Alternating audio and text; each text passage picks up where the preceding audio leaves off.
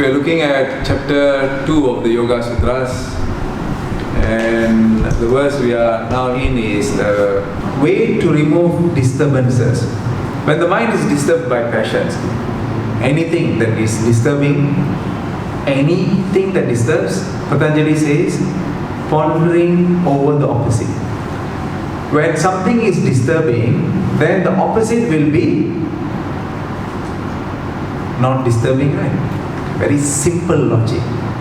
You don't have to analyze and dissect and fine-tune what these disturbances would be. We don't have to analyze because there's no end to what constitutes disturbances. But we can just, on a blanket state, we can say that whatever that is disturbing, Patanjali says that ponder over the opposite, which is of the exact characteristic but not disturbing. Okay? That which is disturbing you right now, ponder over the opposite possibility that then ends this. Clear? Simple technique how to remove. But you have to think about it. Nobody can give you an answer. We can only be shown how to do it. I myself have to work towards it. I can talk to you, but I have to work towards it. Same thing, you have to work towards finding your own solution. Now here the solution is given. This is disturbing. Imagine and the exact opposite of this, which is not disturbing. This is disturbing. Opposite doesn't disturb, right? Hate disturbs. What is the opposite of hate? Don't hate. Love. So this is disturbing you because the feeling is hate. This will solve. Let me bring love. Let me attempt to feel love, and hate will dissolve. Right? Jealousy is disturbing. Someone you are close with, you feel so jealous because that person is being paid more attention. So jealousy is just tearing your heart out. What is the opposite of jealousy?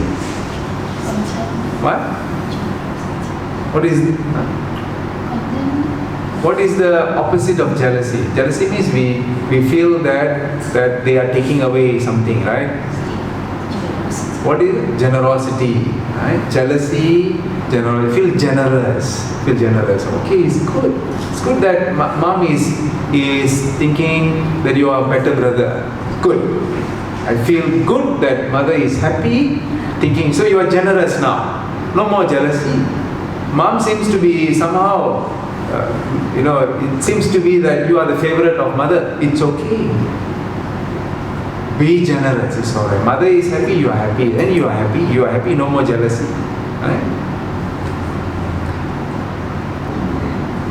Thinking of evil thoughts, violence, whether done through oneself or through others or approved, is caused by greed, anger and confusion.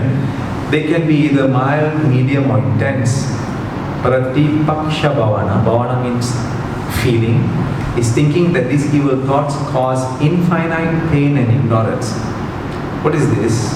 This is way to remove disturbances. The way to remove disturbances, Patanjali says, ponder the opposites. Then he is now explaining what could be these disturbances.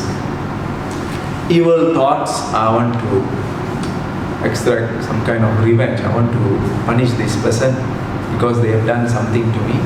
So I'm thinking about how when I get an opportunity to make sure they are not happy. Now, this is kind of a violence. Make sure that this neighbor of mine who is parking their car right in front of my house or at the side where I sometimes just cannot enter because of that. One day I'm going to do something. Okay, that's something very simple, but it's still evil, isn't it? Isn't it evil? It's evil. When someone does something, if someone does something which we feel is not good, we want to wait for a moment where we can give this back to them. Remember this word, I want to give back. In local communication, in our old dialogues, we may have said this, that one day One day wait. But if you are spiritual, you won't say that. One day God will punish. Evil thought. Even thinking that one day God will punish is evil thought. Just a few days ago I was talking to someone and this person said that seems like all the people we were talking about this. We're talking about, seems like there's somebody who is doing so much of bad things, seems to be having a good time. That itself is an evil thought. That itself. Because then we are thinking that something should happen in order for the person to learn a lesson. It is not our business to dispense justice. We are not God. We are not the universe. We are not the law of karma. We don't even have to think about it. Our only job, if there is one noble deed, is to wish that everyone attains goodness, that everybody eventually are blessed. That's it. No matter who it is. If Hitler was living right now, you would just continue to pray that he gets moksha, self-realization. Because then if that happens, the sufferings that the people who had under him would stop, isn't it? It's not to think about punishment. The more anger is directed to a person who we consider as evil, the more they will do, because there is no love they are feeling. But if you are sending thoughts of love, compassion, kindness, it is more potent than thinking negatively about the person whom we want to change. We want the person to change. But what we are thinking about is still the evil things. If we are thinking about the evils that they are doing, how to change? Because the vibrations that you are sending scientifically could reach them. Like the antenna. The antenna in your TV or radio, what is it getting? It's getting vibrations, isn't it? So vibrations do exist. So if our vibrations is like that, then continuously the person is going to propagate the same thing. But if you know that this person has some kind of prejudice, is a racist, whatever it is, his business or her business, you continue to feel that may God bless you, may the universe bless you with some form of realization. I will still send love and compassion every day. May you be generous, may you be blessed. If like that, then when we are interacting with them, they will not feel anything. How come I have been so bad to this person? Seems to be so nice. Seems to be so nice and genuinely nice because it is coming from your heart. If it is not coming from the heart, they will know it is fake. Never there will be any form of resolution. But if you come to that level, if you bring yourself to that level, you will find there is a resolution, you will be able to resolve.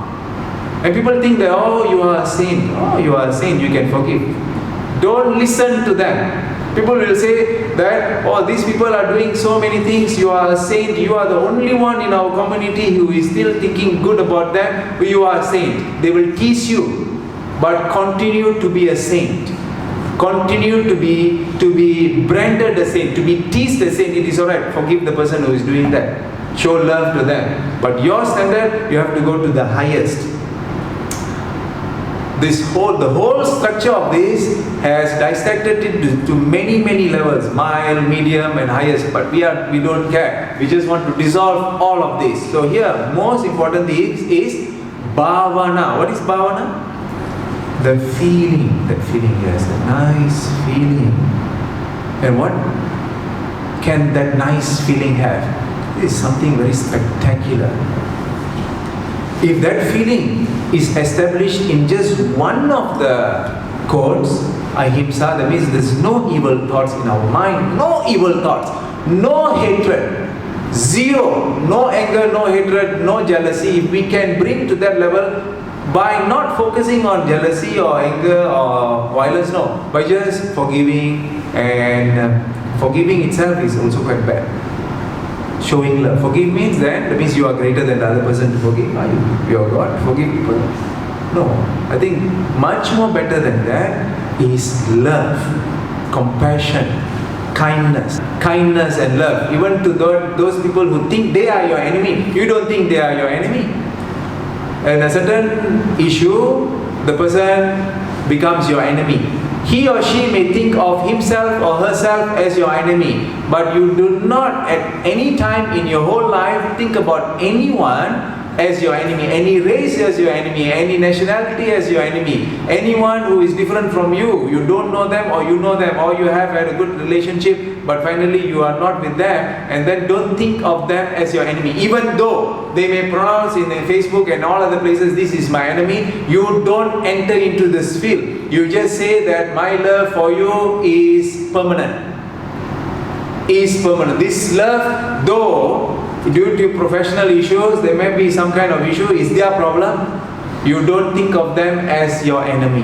This then, there is no place for forgiveness. Forgiveness, I think, is still an inferior emotion, because there's some kind of issue here, you forgive. But then there's no love. But love, if there is love, then forgiveness is already automatic, isn't it? Just love. Just love. You may not talk to me, but my love for you is absolute, all the time. You may not speak to me, even until your death you may not speak to me, but my love for you is eternal, all the time. You may have told that I'm not supposed to attend your funeral. You know, sometimes when they argue, they say, don't come to my funeral. And I will tell the mother or whoever it is, make sure this person doesn't come to my funeral. You don't have to go to the funeral. Just until that moment and beyond, you still have that love in your heart. So if this is so, then you are non-violent, isn't it? There's no violence in your heart. So Patanjali says, if we can reach that level, he says that there will be no hostility in your vicinity. There will be no hostility in your vicinity. Interesting. Thank you very much. Namaskar.